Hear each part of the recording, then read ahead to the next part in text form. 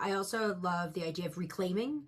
I feel Yeah. like some of our national symbols and some of the ways in which we communicate things like a department like ICE, it's like, how do we reclaim it in a new and different way? I think I mentioned in the piece, and I still love the sticker that says, I like my ice crushed. And it's a, full, to your point, so it's subverting the ice logo that you go and get actual physical ice. And so Yeah. using that as a way to show your personal feelings about something like a department that is, I would say, personally overstepped its boundaries of what it's supposed to be doing from a homeland security perspective. So I feel like little visual subversions and reclaiming symbols sort of help people who are unable to do anything in their day to day, but do it as a way to point out their perspective or how they're thinking about what these types of actions mean in every day. So I love those types of small bits of activism. I also we had done a poster for Banned Book Week back in October, and we took the snake on the "Don't Tread on Me" flag Mm. and just sort of reclaimed that as a national symbol to help us understand what does the First Amendment, freedom of speech, really mean for us in a country where, yeah, books are being banned or stories are being um, pushed down. And so I do think that sometimes we see these big national symbols representing only one story of this country. But if we reclaim it and talk about what it could represent as a larger story, that's where I think it gets really interesting. And that's where I think artists sort of have this space to get to work. Like, we can use the Yeah. different symbols and we can help people see it differently. And I think we could tell different stories because for me, one of the most exciting opportunities to be able to write a piece like this was to point out that there's so many stories that make up America. So how can we actually help people feel more empowered to tell theirs, or to push back on ones that maybe they're being told is the only way to look at it? And so, yeah, I think that's what artists and visual communicators, that's what our job is to help people see new and different ways to understand visuals and language, and then therefore story. Yeah, I love that. You always do such a nice job of pointing out these little designed moments, like something like a reclaimed ice logo, like the "I like my ice crushed" at moment of activism, but to kind of weave it into how is this, this little artistic activist moment, but it's also a communication design moment as well.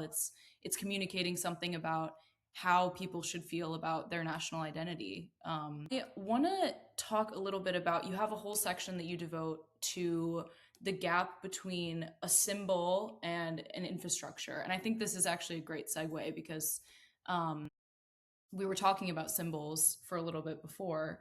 But can you give a couple examples of what this gap between a symbol and infrastructure looks like? And what are the consequences of that? Yeah, like voting is a huge infrastructure Yeah. of our democratic participation. So we had a client many years ago who told us that the two most important things you can do as a citizen is vote, and the second is serving on a jury, because we all have. The opportunity to be processed, against a jury of our peers if you're ever committed of, some crime or misdemeanor.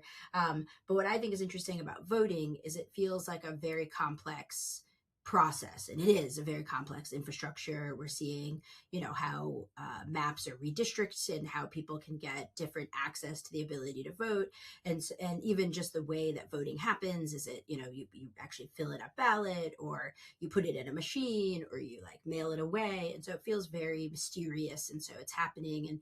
And I think of a visual indicator is the sticker. Like, how many times, no matter what county you're in, or what state you're in, like, everybody gets excited to get that little sticker, and it's like, Yeah. it's a physical sort of manifestation of your participation in a huge infrastructure like voting. And so, I just think that those kinds of things are just good reminders that we all just want to be a part of something. And if you just get that little visual indicator, you just feel like accomplished, you know? I mean, Yeah. at the accomplishment is voting. And so I think that that's an interesting, again, you were mentioning a gap between something that might feel small and inconsequential, like a sticker, and the infrastructure of voting, which obviously impacts rights and abilities to go about your daily lives. But those two things I think are integral to getting more people to want to be a part of something that feels very mysterious. Yeah, yeah. It's almost like the I voted sticker is like an aspirational symbol in a way. Like it is sort of, I don't know, one of those things that communicates like, yes, I belong, I voted, and it's the voting system is not perfect, we know this, but it's that moment to really celebrate the ability to do something like that, which is so, Yeah. yeah, so I well think put. yeah, and I think another visual I love, it's kind of small, is the library card. Mm, Because I feel like libraries are. I always say I love libraries in any city in any state because it's one of the few places you can go where you're not expected to buy something yeah. and you still can leave with something.